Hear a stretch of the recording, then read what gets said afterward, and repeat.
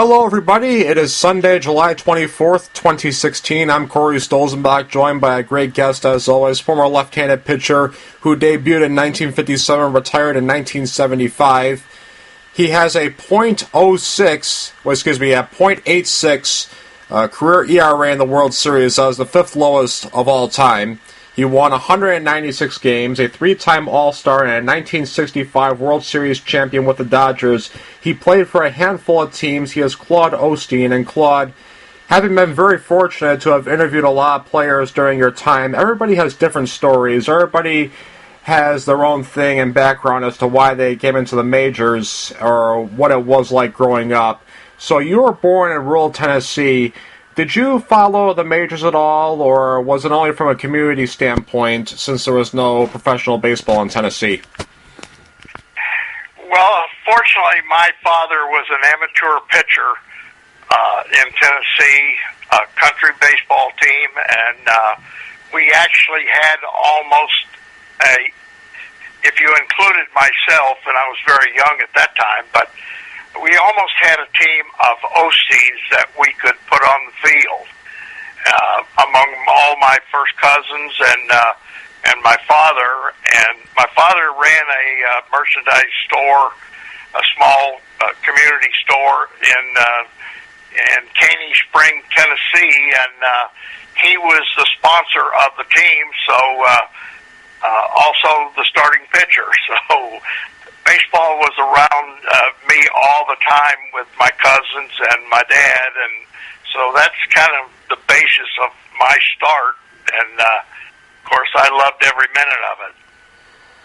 But how about the majors? You didn't have radio back then, or did you listen to any games on the radio? Did you follow any teams from the newspapers, or how did that go? Was it just community baseball? Oh, yes.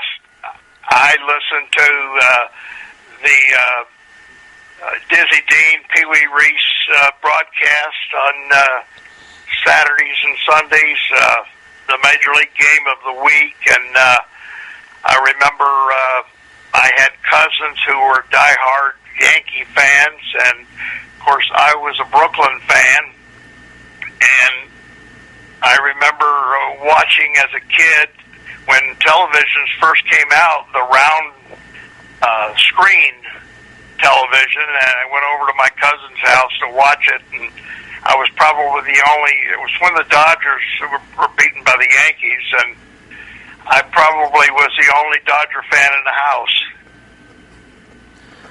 What drew you to Brooklyn, to the Dodgers?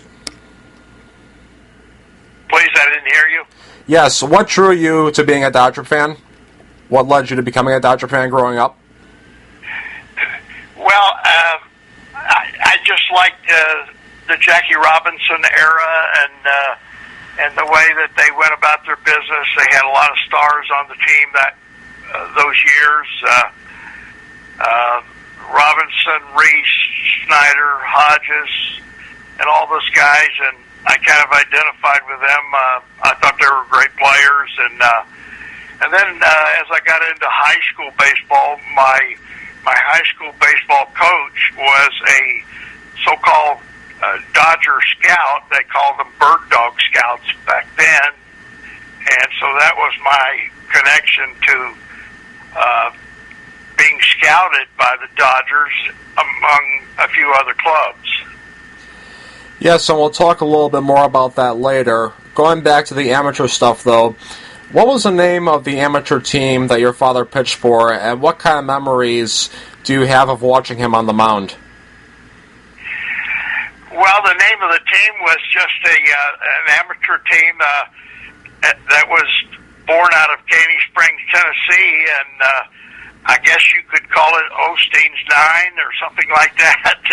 They really didn't have a formal name, but they went around the area and played other country teams, and that's basically the way it happened. You would my dad had a 2.5-ton truck that he hauled cattle and fertilizer and stuff like that for the farmers, and of course most of the farmers were fans that attended the games, and I used to work in the back of that truck selling cold drinks while my dad was pitching, and of course I was watching also at the same time.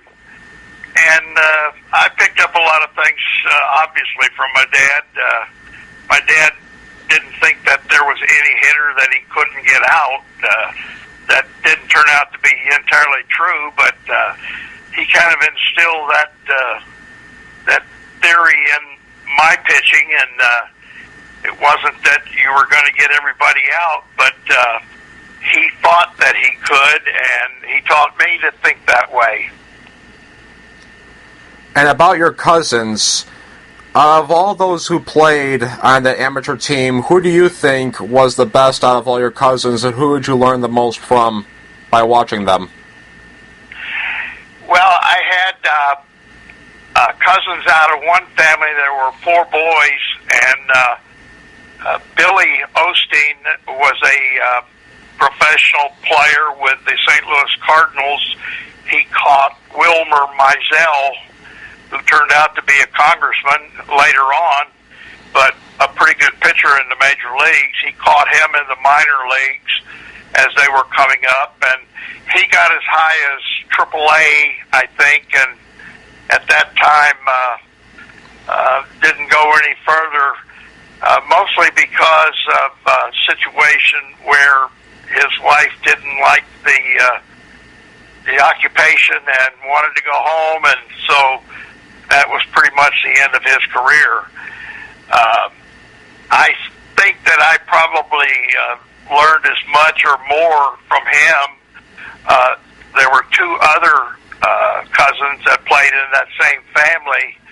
I had Don Osteen was a center fielder in the Washington Senators organization. Never really got started, but he got, I guess you could say, a cup of coffee in professional ball, and that was about it.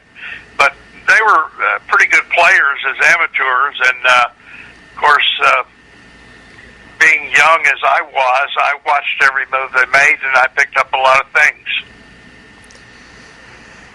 Yes, and it's obvious that baseball ran in the Osteen family. What led you to wanting to play baseball at a serious competitive level? Because from what I understand, you went from Tennessee to Cincinnati, and you had a hard time adjusting to the urban life, so you came back home, then went back to Cincinnati again for high school. So what led you, what was the big inspiration for you wanting to play baseball competitively? Well,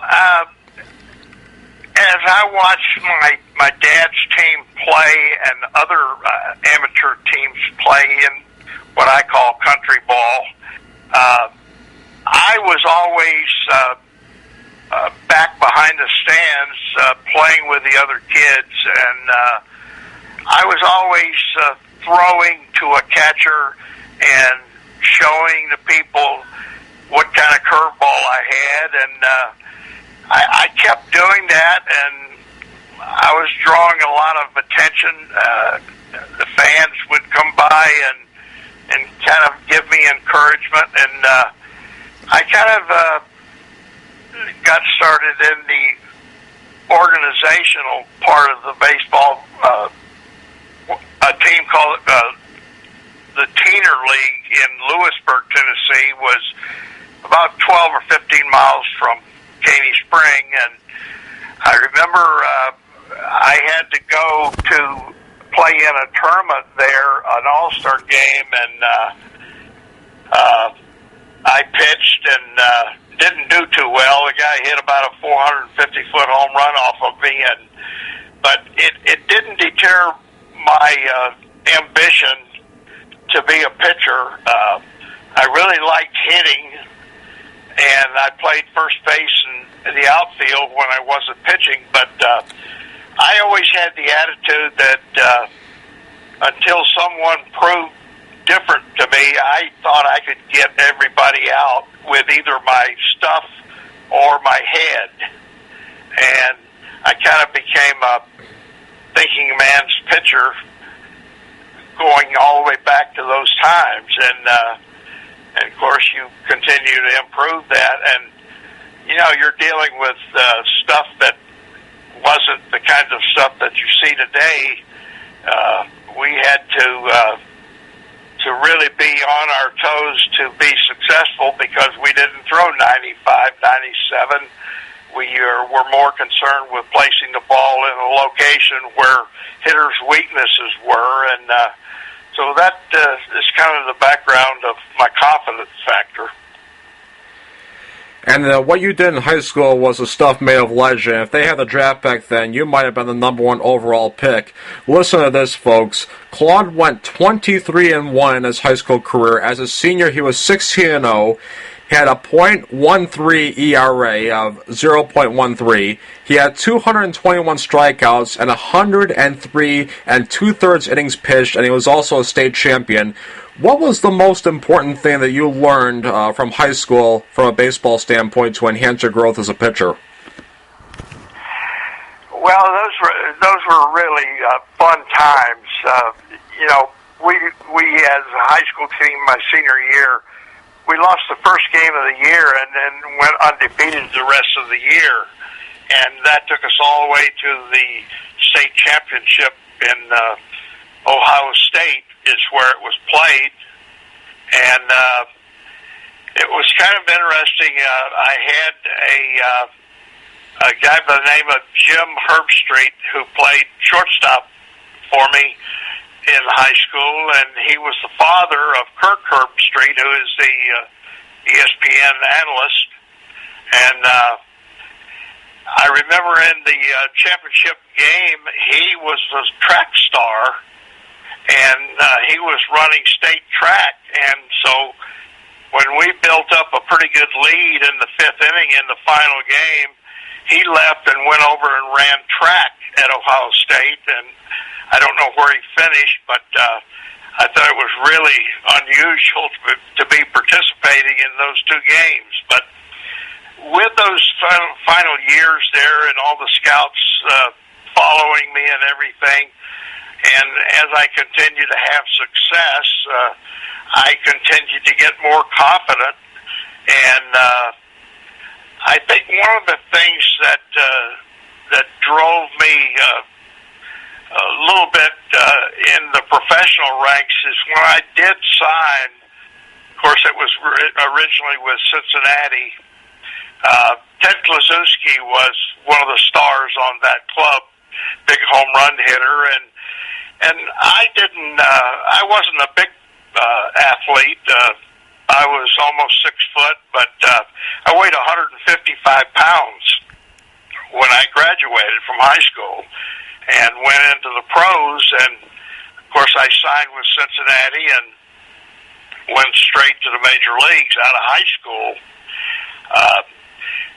One of the comments that was made when the press asked several of the members of the Reds at that time, and Klaczewski was one of them, they were asked their opinion of how I would do, and I think one of the things that drove me was that I read some comments that I wasn't big enough physically to play in the major leagues. And of course, being a pitching coach for many, many years after my playing days were over, I've come to know that you cannot measure what's in the heart of a person. And so that really drove me to prove them wrong. And, of course, the rest is history. Indeed, size is not everything. You've seen some examples of that. Greg Maddux, someone who was only 6 feet tall, they thought that his height might have deterred him, but look at what he became. Some guys right now, Marcus Stroman, Kyle Hendricks, they're not the tallest guys in the world. So size is not everything, yes indeed. And I want to know, how often did you attend Reds games before you signed with them in Cincinnati? How often did you maybe go to Crosley Field at that time? Well, I went every opportunity that I could get. Of course, times were tough back then, and my father probably couldn't afford very much to take me regularly, but I watched every game that I could possibly watch. If it was on television, never missed a game. And, you could be a fan and listen to the game on radio because the announcers back then would paint the game so vividly on radio, and I really, really worship that, to sit and listen to those games and listen to the comments describing it. Yeah, so you did go there a lot, like you said. Ted Kluszewski, very talented Red Lakes team in the 50s. There was also Wally Post, there was Roy McMillan, Johnny Temple, just to name a few. And like you said earlier, and we're going to talk about this now, your high school coach was a scout with the Dodgers, and you mentioned earlier you were a Brooklyn fan, so you would think that's a match made in heaven, but hold on. The Reds, they offered you immediate playing time, and the Dodgers, not so much. There was no guarantee you'd get a roster spot if you signed with the Dodgers originally. That's right. At that time, there was a bonus rule on where owners had put this in because they thought bonuses were getting out of hand. People were starting to get, $50,000, which is not a lot today, but it was back then. And they put the rule in where if you received more than $4,000, you were classified as a bonus ball player, and the club that signed you had to keep you on their major league roster for 2 years. And those roster spots were so valuable to those clubs back then, and of course, if they were forced to keep a player who obviously wasn't ready to play in the major leagues at that time, you had to kind of serve your apprenticeship. It would hurt teams to have to carry that player on their roster.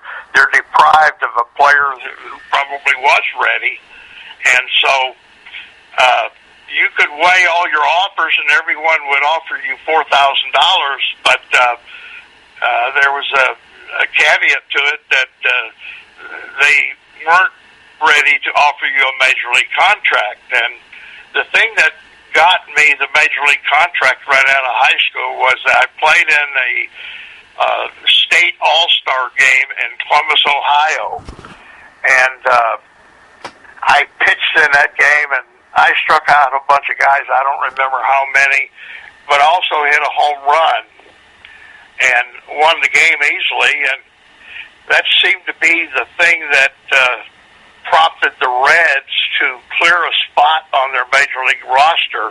They sent a veteran that they had who was at the end of his career out to AAA to make a spot for me. And of course, it turned out to be an important decision on my part, because I really, in my entire career, never had to accept any less than a major league contract. What that meant was that I got sent down on option 3 times, but I still had the major league contract, and of course that really meant a lot to me. And I'm sure that it did. That really speaks to the kind of talent you had and the kind of career that you had. And it all began 59 years ago this month, July 6th, 1957. You were 17 years old when you made your debut in the majors. You had a blowout loss to the Cardinals 13-3, but you did not factor into the decision. You had Del Ennis and Ken Boyer there on base. You retired Hal Smith, but Eddie Casco, he singled. And then Ed Bailey was charged with a pass ball. Ennis scored. Then you threw a wild pitch. Boyer scored. And then Willard Schmidt, your counterpart, he hit a single off of you and scored Eddie Casco. And you did retire Dick Schofield. But what happened between you and Ed Bailey in that game of your debut? Because I know that you were very nervous, but what was going on there between you and your catcher out there, your batting mate, and Ed Bailey, your battery mate, excuse me? Well, Ed Bailey was my first roommate, and they put us together. Of course, I was a raw rookie at 17, and Bailey was a veteran, and they put us together basically because we were both natives of Tennessee. Bailey was from the Knoxville area, Strawberry Plains to be exact, and I was from the community south of Nashville, Tennessee, which is Middle Tennessee. And of course, at that time, if you're a rookie, players played all kind of jokes and tricks on you, and Bailey had me carrying his bags for him and everything else. And one day we were having an inter-squad game, and Bailey was having a problem hitting off of me.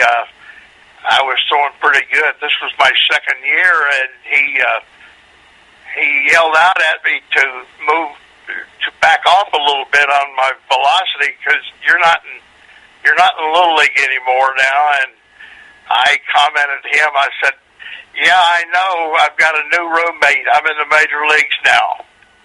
And they had assigned me a different person to room with, but it was all fun and games back then. And Bailey, one morning, my first road trip was to New York, and we traveled by Pullman. And we pulled into New York in the early morning hours, and you were allowed to occupy your sleeper until maybe 9 o'clock in the morning or something like that. Then you went and checked into the hotel.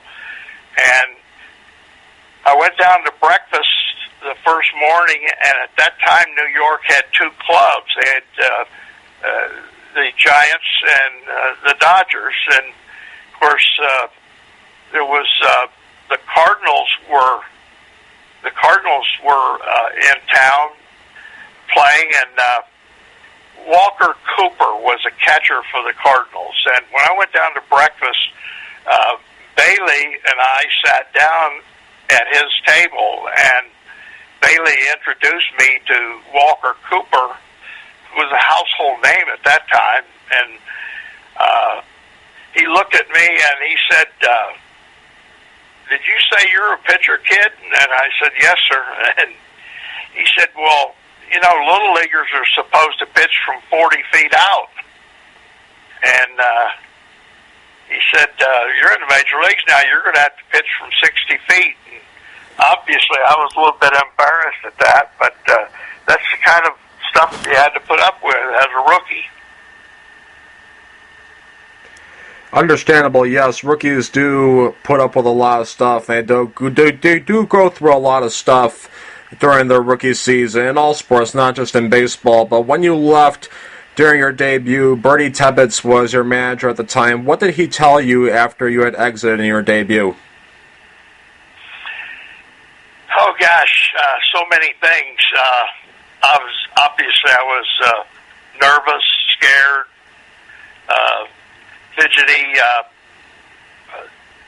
The one thing that I can remember that Bertie told me that I never forgot is that in watching a game one day, I think it was, we were playing the Cardinals in Old Sportsman Park in St. Louis, and at that time Joe Cunningham was a good player for the Cardinals, and he was doing a pretty good job hitting off of us, and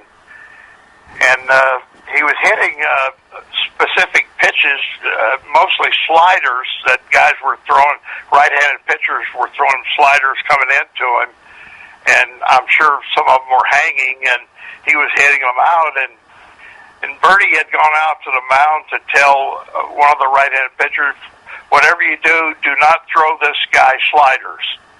And he hardly had gotten back to the bench, and the next pitch was the slider, and Cunningham hit it out.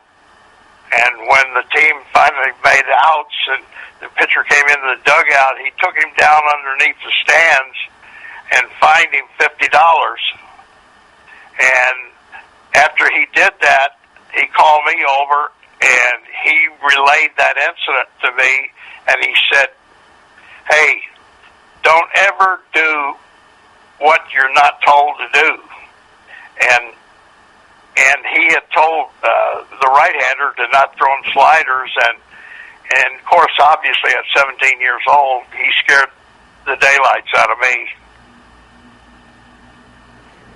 That's understandable because managers, they were very old school back then. They had a lot of no-nonsense approach back in your day. That's correct. They did. They ran things, and one of the managers that I really, really respected, and not that I didn't respect all of them, but this guy was a little bit special, was Freddie Hutchinson. And when he came along, I mean, he just had the personality that everybody loved. All the players who played for him, I think, liked him. And main reason was he would fight for you and stand up for you and argue for you. And so, you know, he was from the Seattle area, and I had played in Seattle where his hometown was. And Seattle was the Reds AAA farm club at that time in the Pacific Coast League. So I was familiar with him, and I really had a lot of respect for him. And he was actually the opposing manager for St. Louis when you made your debut. Probably so, yes. So the next day, you pitched the second of a doubleheader. You pitched the second game, and your option to the minors. Did you have a feeling you'd be sent down, or how much of a surprise was that to you that you were sent down after 2 games? Well, not at all, because when I signed, and of course I told about the bonus rule being on, I was told that I could stay as long as I wanted to on the Reds, and they told me that if you reach the point where you want to go out and learn how to pitch in the minors, Gabe Paul told me to come to him and he would get me out. So they let me spend a month basically with the club, or that's close to the amount of time that I spent, and I knew immediately when I got to the major leagues that I needed to go out and learn how to pitch. I had the stuff, and I knew how to throw strikes and everything, but I didn't know why you do this and what you do and when you do it. And I had to go out and learn that. And, of course, when they sent me out, they sent me, since there was only a couple months left in the season, because I had signed in June, they sent me to Nashville, which was near my hometown, and that was the Reds AA club. And, of course, I was familiar with the Nashville Vols. I'd followed them as a kid. I saw Ted Williams play in an exhibition game there. My father took me to. And so I'm finding myself on the Nashville Vols, which was a big thrill for me. And I set out immediately to try and learn how to pitch. And I'll never forget those days. I was from a little town, Katy Springs, which was only about 40 miles from Nashville, and they actually, I'm sure the Reds had a reason for sending me there initially because it was my hometown, and the Reds, they had a day for me in Nashville. My community organized about 19 busloads of people to come and see me pitch. And that's the very reason that the Reds sent me down there. They thought I might draw a few people from the local area. Well, 19 busloads of people came, and I went out and pitched, and I could not throw a strike.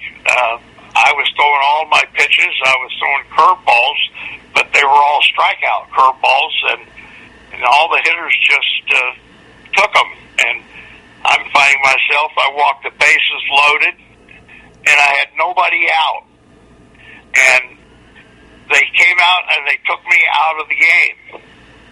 And this is after 19 busloads of people were there. And a guy by the name of Jim Sprankle relieved me and went on and pitched a no-hitter. That's a true story. That certainly is, and it really is tough. It reminisces of Sam Jones when he threw that no-hitter against the Pirates, even though he had the bases low and no outs in the ninth inning, and then he eventually got the no-no himself. But how nervous were you in that game, knowing there were 19 busloads of people? How nervous were you in that start, in that outing? Oh, it can't be described. I had all these things in my mind, not only about pitching, but all these people that are sitting out there expecting me to do something positive. And of course, it was not unintentional, or it was not intentional that I was walking people. I just that's the part of pitching that I needed to learn, and I soon learned a big thing about throwing strikes. And I can relay one story to you, which I think was instrumental in my entire career from that point on. The following year, I made it finally to Seattle, which was AAA. I had started in Class B ball at Wenatchee, Washington, and I was 14-4 there, and they moved me up to AAA. So I was pitching against the Vancouver club. At that time, they had almost a team of eventual major leaguers. They had Brooks Robinson, they had Jim Pagliarone, they had Marv Breeding, they had a guy named Barry Chatrone. Anyway, they were a good team, and they were in first place. Charlie Metro was the manager. And so I go out there, and I start off, and once again, I'm throwing breaking balls that are strikeout curveballs, and what I should have been doing is throwing strike curveballs. And I had an old veteran third baseman who played in the major leagues for several years. His name was Eddie Kazak. And he called time and came over to the mound. And once again, I had the bases loaded and nobody out. This time I was allowed to stay in the game. And Kazak came over to the mound and said, "Son," he said, "you're probably going to pitch in the major leagues for quite a long time."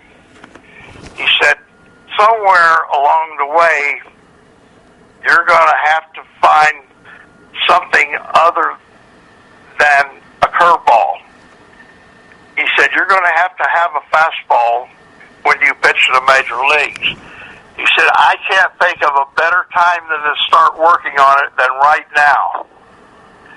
Well, I went on, got out of the inning without him scoring, and pitched a 14-0 shutout. And from then on, it was kind of like I knew what I was doing. So what other pitches did you learn besides just the fastball and the curveball? Because you were never too much of a strikeout pitcher. Looking at a lot of your games, a lot of the lines that you had in certain games, there were a lot of them that you didn't really have a ton of strikeouts, but you did have good fielding behind you. So what other pitches did you learn in your career or at that time? Well, I tell you, what I learned in that incident was that if I'm going to throw curveballs early in the count, I've got to throw them for strikes. And that team was a veteran team I was facing, and they just they took them all and didn't swing at anything. And of course, the other thing that I learned in throwing the fastball, that I couldn't throw it down the middle of the plate. I had to concentrate on hitting the corners and working the rectangle. And of course, at that time, there was really only one type of change-up, and that was the straight change that was kind of, they described it as pulling the shade down. Johnny Padres had that kind of change-up, and of course we all worked on that. You had to have a fastball, curveball, and change-up, and of course you added the slider later on. But in my youth, Whitey Ford was one of the pitchers that I really, really respected and watched every move that he made, and I had to learn how to pitch like him. And he was kind of an inspiration for me to use your head as much as you do your arm. That sounds like very sound advice. And when you were in AAA in Seattle, you went 8-13. You had a 2.98 ERA. And then you eventually got called back up in 1959. You spent all of 1958 in the minors. What did it mean to you to be back up again after those 2 years? You briefly appeared in September of '57 against the Cubs, but basically 2 years later is when you got back up to the the Reds. So what did it mean to be back up again this time around? Well, it was kind of standard procedure that if you were a prospect and you were out on option, you would be called up at the end of the year at recall time, where the rosters can expand more. But what it did for me is lay a solid foundation that this is where I want to be. And, of course, to get there, you had to kind of put yourself to work and leave no stone unturned as far as learning as much as you could about pitching. And, of course, I did that. I had some monumental happenings along the way that kind of paved the way for me to find consistency up there. Obviously, being sent out for 3 years and up and down, I'd used up my options. And when they sent me to the minor leagues the last time, it was to Indianapolis. And I had won 15 games there, and we won the pennant in AAA. That was the American Association at that time. And that caused me to get out of the Reds organization because if they had waited for the draft, I obviously would have been drafted at, and I think the draft price at that time was $25,000. And the Reds decided to trade me before then because they felt they could get more than $25,000 and more players, and which they did. They made a trade with Washington, the Senators, which is now the Rangers. And so going to Washington was one of the best things that ever happened to me, and I got to pitch 3 years there. You weren't expected to do anything because they were a last place club anyway. They expanded with the California Angels at the same time, and the Angels went with youth, and Washington went with more veteran players, and they decided to add youth as they went along. So it was two different directions that the two expansion clubs went with, and I had a game there that was a turning point of probably my major league career. I had to pitch against the great New York Yankees, and obviously I had read and watched and heard about every one of them: Mantle, Maris, Howard, Kubek, Richardson, Tom Tresh, Whitey Ford, all of them. I kind of worshiped them. And here I am pitching against them, and I had a catcher who was a veteran catcher with Washington. His name was Hobie Landreth, and he could sense that I was nervous and edgy. And when we sat down to go over the hitters, he said, "Look," he said, "I know you're a little bit nervous here, but," he said, "look, I know every one of these guys. I know the weaknesses. I know how to pitch to them." He said, "You just do what I tell you to do." And so that meant not shaking anything off or anything like that. And I trusted him. Well, at that time, most of your catchers that caught you in the minor leagues, of course, they were in kind of the same boat as you. They were young and inexperienced, and they didn't put too much into catching other than just calling the pitches. There was no thing about here's where I want it or this or that. And when Landreth, I went out, and Landreth is not only giving me the pitch, but he's telling me exactly where he wants the ball in the strike zone. And I'd never had anybody do that for me. And I really did not know if I was capable of doing that. But just the fact that he was doing it and made me concentrate. I found myself by the fourth inning, I was nothing. I had a shutout going. It was nothing, and I'm painting the corners with regularity and making fantastic pitches. So as the game went on, I had a 1-0 lead, and I get to the seventh inning, I think it was, and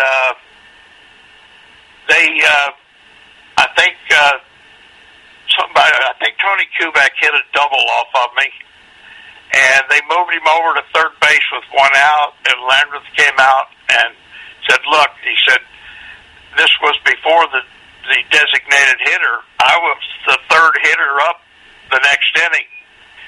He said, look, he said, we either got to pop this next guy up or strike him out. He said, I want you to stay right on his hands and his belly button. And he gave me a plan, and he said, if they tie this game up, he said, no one's going to even know that you pitched tonight because you're going to be pinch hit for in the bottom half of the inning. So make a long story short, I went out and I popped the guy up and got the last out and ended up pitching 1-0 shutout. And that was the one game in my entire career that it headed me in the right direction. I knew how to pitch after that game. Yes, you sure did, and obviously you become a very valuable asset as a pitching coach during the 80s and 90s. And speaking of pitching coaches, Rollie Hemsley, what about him? What kind of a role did he play, and what kind of things did you work on him? Because you just mentioned your story with Hobie Landreth, the catcher, and how he helped you to pitch. What kind of a role did Rollie Hemsley help you in Washington? What did you guys work on together in our nation's capital? Well, he was very instrumental. He was constantly talking to you, and he had a great sense of humor. He would make a lot of jokes and keep you laughing, and I think that alone kept you from getting too tight. And, of course, if I remember right, I believe he was the bullpen coach with us at Washington, and so he had a lot to do with the pitching and the way that the game went, and he was constantly talking about situations and stuff like that, and I respected him quite a lot. And here's a really funny story for our listeners, Claude, is when you made your Senators debut, this was against the Twins. They were the old Senators. You were the expansion Senators at the time. And you got the win. You went 7 1/3 innings. You guys beat the Twins 6-4. And who relieves you but Dave Sisler? And you were traded from the Reds to the Senators for a player to be named later. And that player to be named later was Dave Sisler. That's correct. That's correct. And I think one of the things I remember specifically, I had played for Dick Sisler, who was Dave's brother. And I had played for him in Nashville when they sent me down to the minors in AA ball. Dick Sisler, of course, his fame was with the Phillies Whiz Kids, I think. And he was my manager down there, so it was kind of funny how things happened. But I had a catcher, a bullpen catcher, who would fight almost anyone for the right to warm up the starting pitcher. It was his job and his alone. And his name was George Soucy.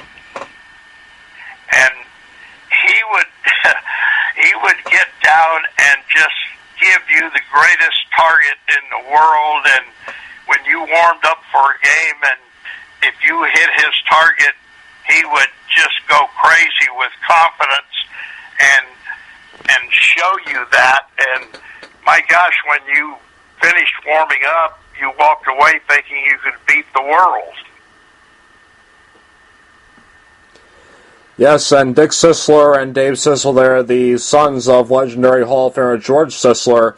And as you probably know, Dick Sisler, he took over for the Reds in 1964 when Fred Hutchinson stepped down, and he was a pretty good manager. He led them to a tie for second place in the National League. They went 89 and 73 in 1965, but he got fired, never really got a managing gig again. But in 1962, you lost 5 straight starts to begin the year, and then you started to perform much better. And there was one where you had a complete game shutout May 30th against the Kansas City Athletics with 6 strikeouts. You got a lot of run support. The Senators won 8-0. Was that able to help you relax, knowing that was a big, high-scoring game? I don't know if you remember that game specifically when you had that shutout against the Athletics, but if you could take me back to it, and what was the turning point in 1962 where you went from a slow start to being probably the best pitcher on the Senators staff? Well, yes, I remember it very well. When I started off bad that year, I think it was 0-5, any pitcher that starts off like that starts wondering when his first victory is ever going to come, or if it's going to come. And of course, I think one of the things that happened to me at that time is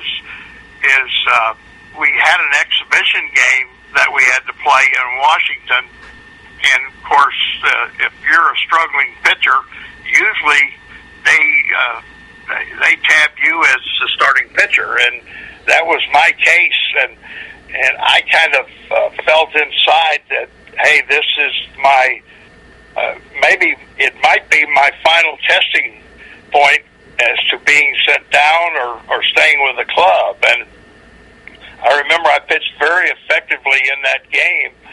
I think I went 7 or 8 innings in that game, and that seemed to keep me on the club temporarily. And then, of course, pitchers kind of struggle to find their delivery back in those days.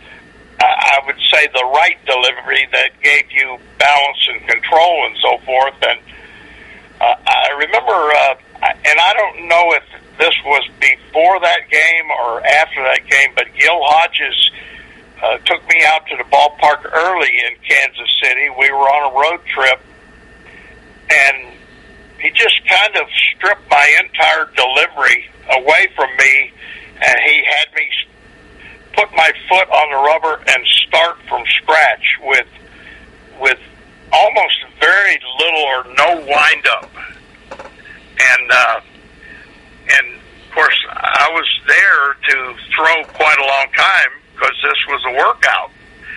And I did that, and as I got into it, I started throwing the ball a little bit better and hitting spots a little bit better. And as I did that, he allowed me to add like one more thing to my delivery. So I kind of came up with a half wind-up delivery, but it was all under total control and command before heading to home plate. And that really helped me a lot, and that may or may not have been at that precise time when I threw that shutout. It was pretty close to that time.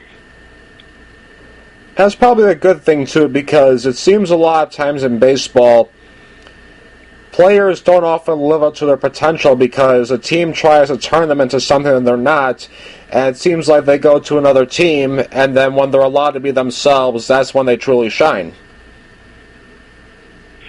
I agree with that, and that's why I think so many teams, like right now, I'm here in Arlington, Texas, and I watch the Rangers a lot, and the trading deadline is coming up, and of course names are being tossed around, and clubs are reluctant to get rid of players who were once top prospects and maybe haven't panned out yet, and they're so afraid that this guy's got the ability. If we let him go and go somewhere else, sooner or later he's going to find it. And that's where coaches and so forth come into play a lot in the major leagues. A guy will come in contact with someone who has the ability to so-called ring the bell. And that's one of the things I always tried to do as a I love taking a guy who had not had any success elsewhere and see if I could ring that bell. And I was going to ask you this later in the interview, but now that you brought it up, who was your favorite project to work on? Who do you think was your favorite project? Who do you think you developed the most during your time as a pitching coach? Because you had 3 Cy Young winners with the Phillies. You had Steve Carlton, John Denny, Steve Bedrosian, and John Denny used to pitch for the Cardinals before he came to the Phillies. Steve Bedrosian, I don't think he started off in Philadelphia either. He might have started off with Atlanta. I'm not sure off the top of my head, but who was your favorite project? Because you were a pitching coach for quite a few teams. You were for the Phillies, for the Rangers. I think you were the pitching coach when Kenny Rogers threw his perfect game, and for the Dodgers as well. Who was your favorite pitcher to work on? Who do you think was the one pitcher you got the most out of, and who do you think grew the most under your tutelage? Well, I can think of a couple situations, and I'll try to relate them to you. When I was with the Phillies, we had Steve Bedrosian as our closer, and he was going through a period of time where he could not come into a ball game without throwing a home run. And finally, Pat Corrales, who was our manager, he said to me one day, he said, "Can't you do anything about that?" And I said, "Well, I believe that I can, but you are going to have to do without him for a couple days." And he said, "Well, do it. Whatever it is, do it." So he gave me the authority to go down and take Steve down in the bullpen, and I kind of did the same thing to him that Hodges did to me. I took a lot of his delivery away from him. We started from scratch, and I tried to explain as I went along, here's why you do this and why you do that, and it's all about being under control when you come into the breaking point where you break your hands and get the arm ready to go toward home plate. And of course, I don't want to get lengthy, but he picked up on it, and he still had part of his delivery, but he understood the balance factor, that you can't be throwing off balance out there and expect to make good pitches. And that's what happens to all pitchers, is they lose balance and end up throwing the ball right down the middle of the plate or up in the hitter's eyes where it can be hit. Well, he went on and set a Phillies record for consecutive staves, I believe. And if I'm not mistaken, he won the Cy Young Award that year. That was 1987.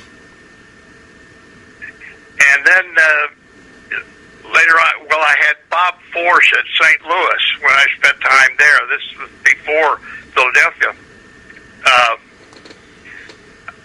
Forsch had a year where I sat down with Ted Simmons, the catcher, and he told me exactly the problems that Forsch was having. And of course, his brother was a pretty good pitcher, Ken Forsch, and that particular year, Simmons was saying that Forsch had no control over his curveball. He was behind hitters all day. He said, if you can do something with him, you'll be a miracle worker. And so, you know, pitching coaches love challenges like that. If you think that you know what you're doing. And so I started in on him, and we worked and worked and worked. We spent a lot of time, a lot of countless hours, and well, we got him back. I think he ended up winning 20, if I'm not mistaken, that following year. So those are things that can be done. A lot of times it's not necessarily mechanical. It's mental, and so both things go hand in hand, the mental part and the physical part and the mechanical part. It seems like a lot of pitchers or a lot of players, they might get up to slow starts in general, and in 63, In your case with the Senators, also a slow start, just like in '62. What was it in your case? I don't know if it was the cold April weather or what, but Corey Kluber comes to mind at the Indians, where he's one of the best pitchers in the game, but he always gets off to a slow start in the month of April. What was it for you? How come you think it was you had trouble out of the gates once the season started in your pitching days?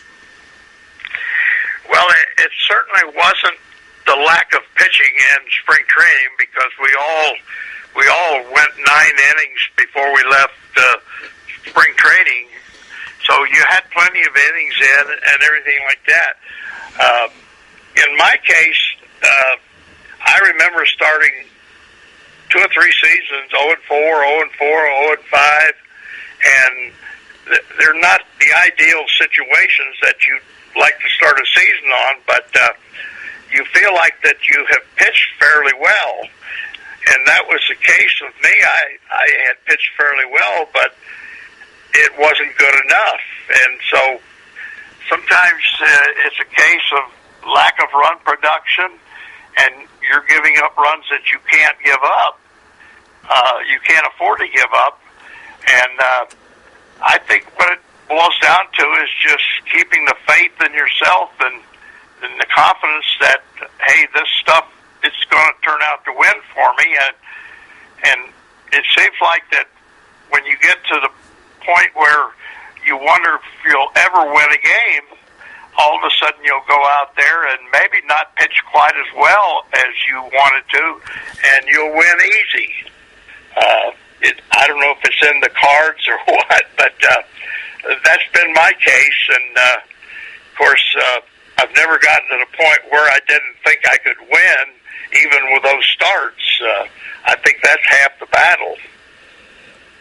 And baseball and confidence seems to go hand in hand. When you're in a slump, it really can, your confidence can really deteriorate, but you can feel on top of the world when things go your way. And certainly when you were up with the Reds, your first couple times, it took you a while to get your first Major League win. You had a couple of losses in 1960, and then you got your first career win, I think, not too long after that with the Senators in '61. So once you got that first Major League win, I can imagine you must have felt on top of the world at that point. Oh, it was the greatest thing. I was glad to get that out of the way, and you know, once you win one, you know you can win two. So you know, that's kind of the breaking point of breaking into the major leagues. That's the first thing you want is I got to get a win somehow, and you do anything to get it. And once you get it, you feel like you're off and running. Yes, but it seems like you're a lot of a tough luck pitcher as well, and some of the losses you took were not entirely your fault, though.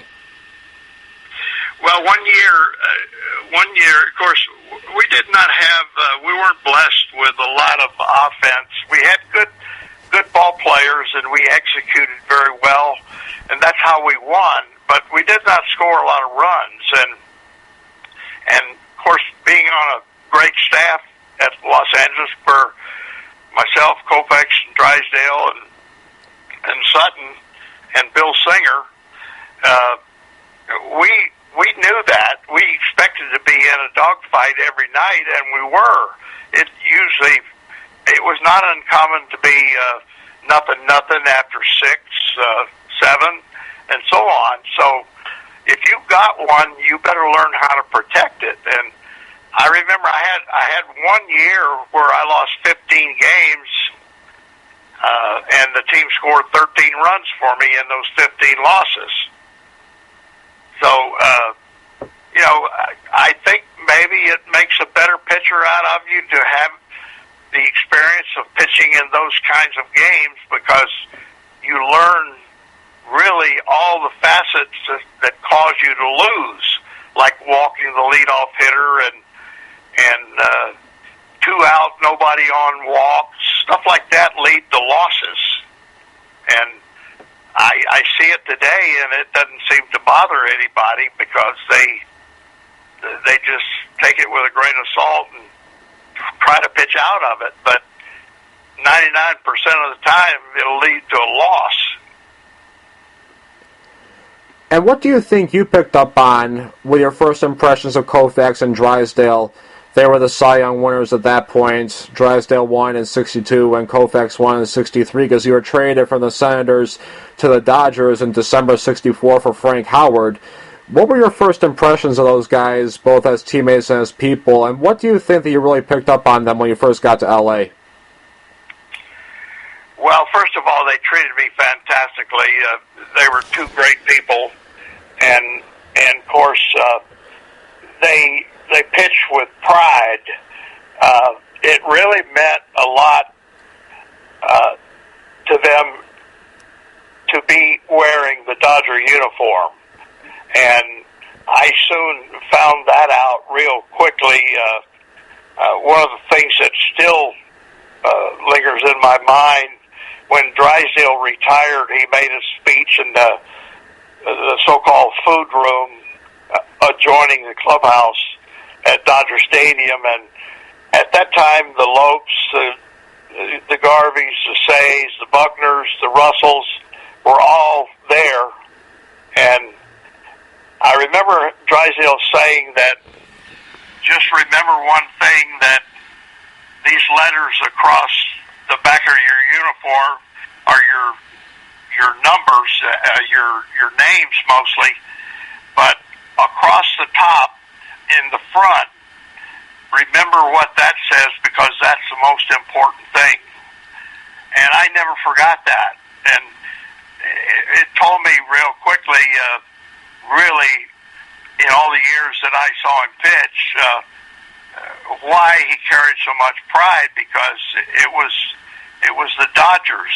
It was the magic name at that time. And how much do you think, with Koufax and Drysdale being the main guys in the spotlight, how much do you think that maybe took pressure off of you, if any at all, that allowed you to go out there and do your thing as a number 3 for the Dodgers at that time? Well, as a pitching coach for 15 years up there, I realized how important it was, because it's affected me as a pitching coach, because I've had pitchers who were star players, and clubs tried to make them number ones, and they were not equipped to be a number one. It didn't mean that they didn't have good stuff, but their makeup was such that they were comfortable being like number 3 or number 4, or maybe number 2 in some cases. And of course, with me, I had no choice.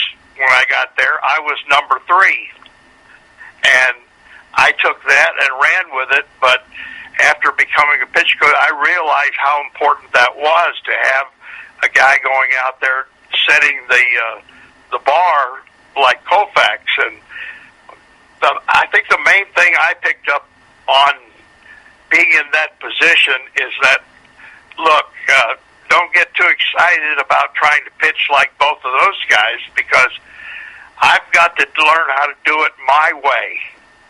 And it had nothing to do with not wanting to strike out people like Koufax did, but I kept it in mind that, hey, I got to pitch like I can pitch, and I'll go for the strikeout when I need it. So I think it made me better being in that position.